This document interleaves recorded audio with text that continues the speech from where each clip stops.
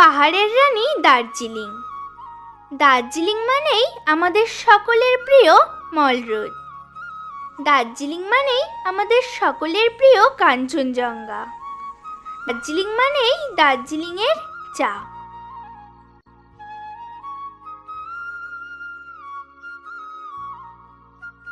দার্জিলিং মানেই ভারতের সর্বোচ্চ রেলওয়ে স্টেশন। আর দার্জিলিং মানেই টয় ট্রেনের কুচিকচিক শব্দ। এই পর্বে আমি আপনাদের দেখাবো 2 রাত 3 দিনে ট্যুর গাইড। দার্জিলিং কিভাবে আসবেন, কি কি দেখবেন, সম্পূর্ণ তথ্য। চলুন শুরু করা যাক। দার্জিলিং কিভাবে আসবেন? দার্জিলিং আসার সবচেয়ে সহজ উপায় হচ্ছে রেলপথ। দার্জিলিং আসার জন্য আপনি যে প্রান্ত থেকেই আসুন না কেন, আপনাকে আসতে হবে নিউ জলপাইগুড়ি। আপনি চাইলে শিলিগুড়ি হয়েও আসতে পারেন। যারা কলকাতা থেকে আসতে চান তারা প্রতিদিন শিয়ালদা থেকে বা হাওড়া থেকে অসংখ্য গাড়ি পেয়ে যাবেন নিউ জলপাইগুড়ি আসার জন্য। আমি আছি শিয়ালদা রেলওয়ে স্টেশনে। আমার ট্রেন হচ্ছে 13141 শিয়ালদা আলিপুরদুয়ার তিস্তা তোস্তা এক্সপ্রেস। এই ট্রেনে স্লিপার ক্লাসে আমি জার্নি করছি। তো পুরো ভ্রমণ অভিজ্ঞতা আমি আপনাদের দেখাবো। ট্রেনটি প্রতিদিন দুপুর 3টের সময় ছেড়ে রাত 2:10-এ নিউ জলপাইগুড়ি পৌঁছায় এবং নিউ আলিপুরদুয়ার পৌঁছায় সকাল 5:50-এ। আমরা যেহেতু দার্জিলিং যাব তাই নিউ জলপাইগুড়ি নামবো এবং আমাদের ট্রেনের ভাড়া পড়েছিল স্লিপার ক্লাসে 365 টাকা। ট্রেনটা নির্ধারিত সময় দুপুর 3টাতেই শিয়ালদা স্টেশন থেকে ছেড়ে দিল। শিয়ালদা থেকে ছাড়ার পর নৈহাটি, ব্যান্ডেল সহ একাধিক স্টেশন পার করে আমাদের ট্রেন এগিয়ে যেতে থাকলো নিউ জলপাইগুড়ির উদ্দেশ্যে। এই ট্রেনটিতে আসার সুবিধা ও অসুবিধা দুটোই আছে। সুবিধাটি হচ্ছে এই ট্রেনটির টিকিট আপনি সহজেই পেয়ে যাবেন, ও অসুবিধা হচ্ছে এই ট্রেনটি আপনাকে খুব রাতেই নামাবে। সেক্ষেত্রে রিটার্নিং রুম বুক করে নিতে পারেন, অথবা সামান্য কিছুক্ষণ স্টেশনে ওয়েট করে আপনারা বেরিয়ে আসুন স্টেশনের বাইরে। ফাইনালি চলে আসলাম নিউ জলপাইগুড়ি। ট্রেনের নির্ধারিত সময়ের থেকে কিছুটা লেটে ট্রেন নিউ জলপাইগুড়ি প্রবেশ করল। নিউ জলপাইগুড়ি স্টেশনের বাইরে বেরিয়ে আমরা একটি গাড়ি রিজার্ভ করে নিলাম 1700 টাকার বিনিময়ে দার্জিলিং যাওয়ার উদ্দেশ্যে, এবং যাওয়ার পথে বিভিন্ন সাইট সিনও ঘুরে নেব। প্রথমেই আমাদের স্বাগত জানালো সারি সারি চায়ের বাগান।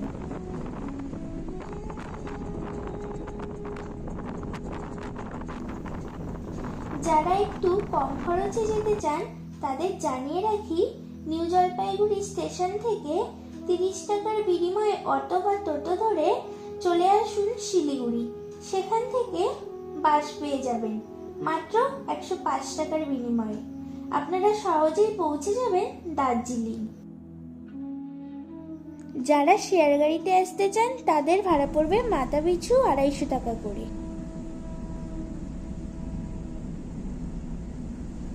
পথের শুরুতেই পাহাড়ি পথের সৌন্দর্য উপভোগ করতে করতে আমরা এগিয়ে চলেছি।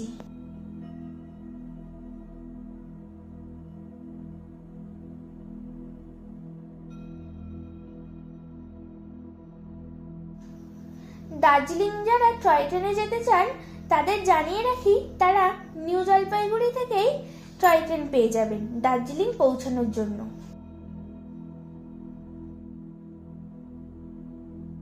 পথে চলতে চলতে আমাদের গাড়ি বিরতি দিল চা খাওয়ার জন্য।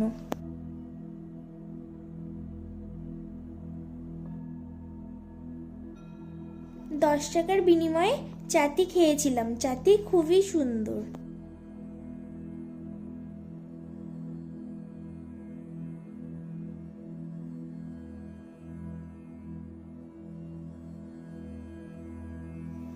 এরপর আমাদের গাড়ি এসে পৌঁছালো কার্শিয়াংয়ে।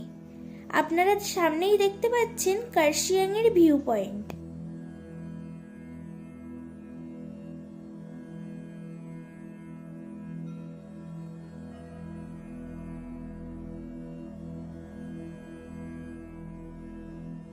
কার্শিয়াং শহরের ওপর থেকেই আমরা কাঞ্চনজঙ্ঘার ভিউ পেয়ে গেলাম।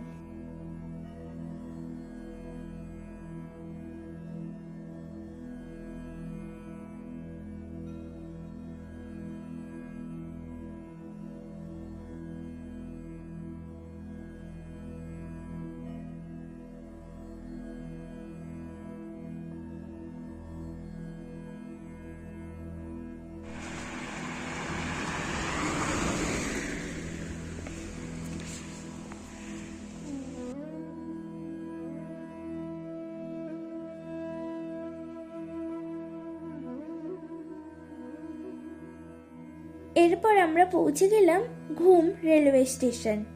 ঘুম হচ্ছে ভারতের সর্বোচ্চ রেলওয়ে স্টেশন।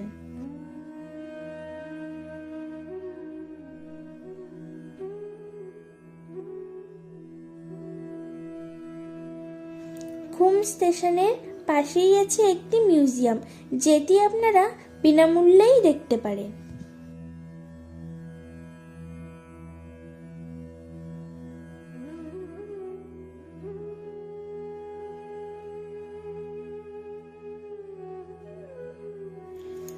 ঘুম স্টেশন দেখে এরপর আমরা গাড়িতে বসে কাঞ্চনজঙ্ঘা দেখতে দেখতে পৌঁছে গেলাম ঘুম মনেস্ট্রি। এটি একটি বৌদ্ধ মনেস্ট্রি। দার্জিলিং আসলে অবশ্যই এইখানে আসবেন। জায়গাটি খুব সুন্দর।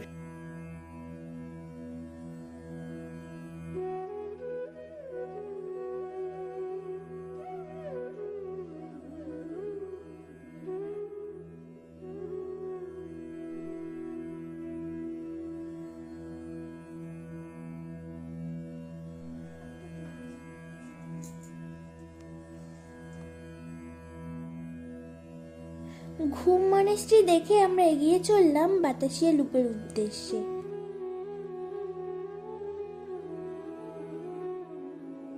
বাতাসিয়া লুপ বা গোর্খা ওয়ার মেমোরিয়াল কিন্তু একই জায়গা। এসে পৌঁছালাম বাতাসিয়া লুপ। সামনে দেখতেই পাচ্ছেন, এর প্রবেশ মূল্য হলো 50 টাকা।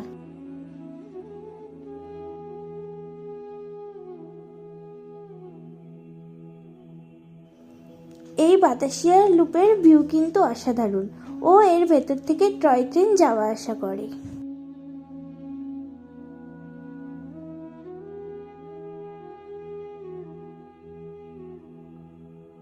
ভারতের স্বাধীনতা যুদ্ধের শহীদ গোর্খা নেপালি সৈন্যদের স্মৃতি উদ্দেশ্যে এই গোর্খা ওয়ার মেমোরিয়াল তৈরি করা হয়েছিল। এখান থেকে আকাশ পরিষ্কার থাকলে কাঞ্চনজঙ্ঘার ভিউ খুব সুন্দর পাওয়া যায়।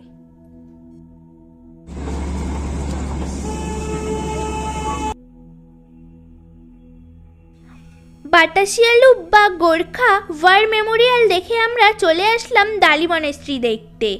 এটিও একটি বৌদ্ধিস্ট মঠ, কিন্তু এটা যেহেতু বন্ধ ছিল তাই আমরা বাইরে থেকেই দেখলাম।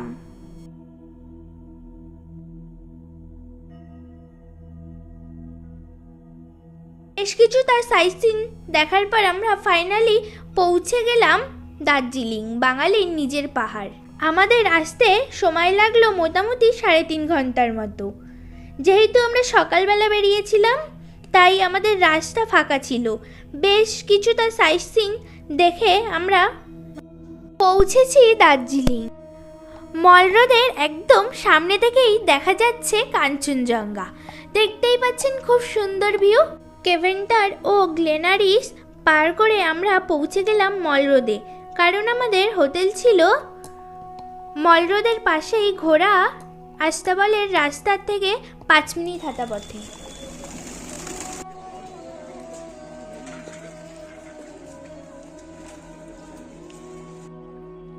মল রোড থেকে 5 মিনিট পায়ে হাঁটা পথে ফাইনালি আমরা পৌঁছে গেলাম আমাদের হোটেলে। আমাদের হোটেলের নাম হচ্ছে হোটেল সানরাইজ, যেখানে খাওয়া দাওয়া নিয়ে আমাদের ভাড়া পড়েছিল 550 টাকা।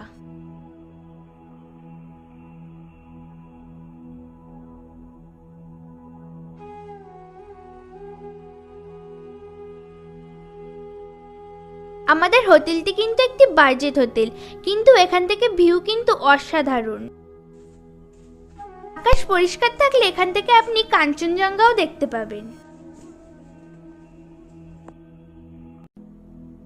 হোটেলে খাওয়া দাওয়া করে দুপুরটা বিশ্রাম নিয়ে আমরা মহাকাল মন্দির দর্শন করতে এলাম, যেটি মল রোড থেকে মাত্র 5 মিনিট পায়ে হাঁটা পথ।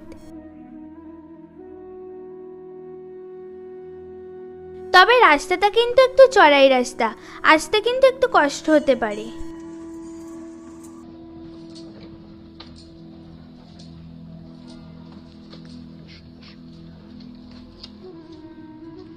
চলে আসলাম মহাকাল মন্দিরের সামনে। দেখতেই পাচ্ছেন মহাকাল মন্দির, দার্জিলিং।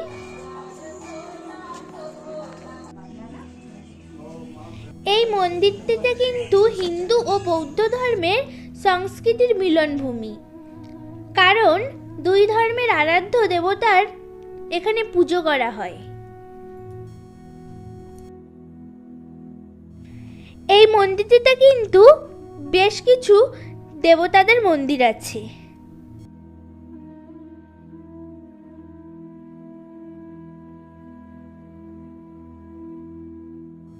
এইভাবেই আমরা দার্জিলিং ভ্রমণের প্রথম দিন শেষ করলাম।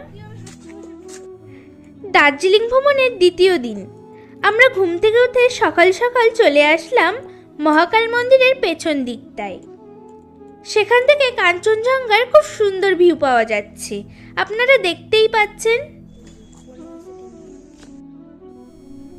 এরপর আমরা পায়ে হাঁটতে হাঁটতে চলে আসলাম হিমালয়ান মাউন্টেনিয়ারিং ইনস্টিটিউট বা দার্জিলিং জুলজিক্যাল পার্ক দেখতে। দুটোই কিন্তু একই জায়গায় অবস্থিত। আমরা বাইরে থেকে দেখলাম, কারণ তখন এটা বন্ধ ছিল। এরপর আমরা 500 টাকার বিনিময়ে একটি গাড়ি ভাড়া করে চলে আসলাম জাপানিজ টেম্পল ও পিস প্যাগোডা দেখতে।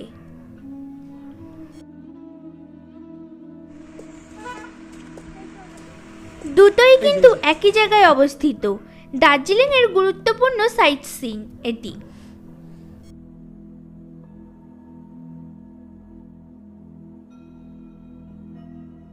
এই মন্দিরটি জাপানি স্থাপত্য শৈলীতে নির্মিত এবং এখানে বৌদ্ধ ধর্মের চিহ্ন এবং প্রতীক রয়েছে।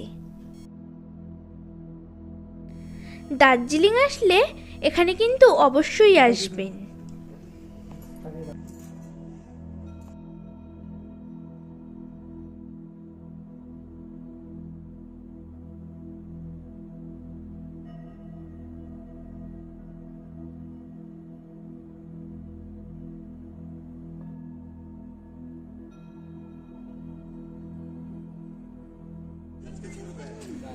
এইভাবে আমরা শেষ করলাম দুদিনের দার্জিলিং ভ্রমণ। এবার আসি দার্জিলিং ভ্রমণে কেমন খরচ হতে পারে। সেই খরচের সম্পূর্ণ বিবরণ আমি নিচে স্ক্রিনে দিয়ে দিলাম, দেখে নিন।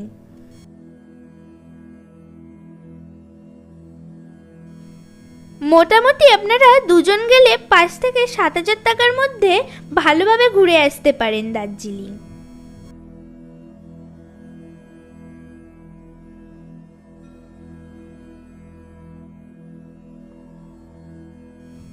ভিডিওটি ভালো লাগলে লাইক করবেন, কমেন্ট করবেন, বন্ধুদের মাঝে শেয়ার করবেন ও সাবস্ক্রাইব করে পাশে থাকবেন। ধন্যবাদ।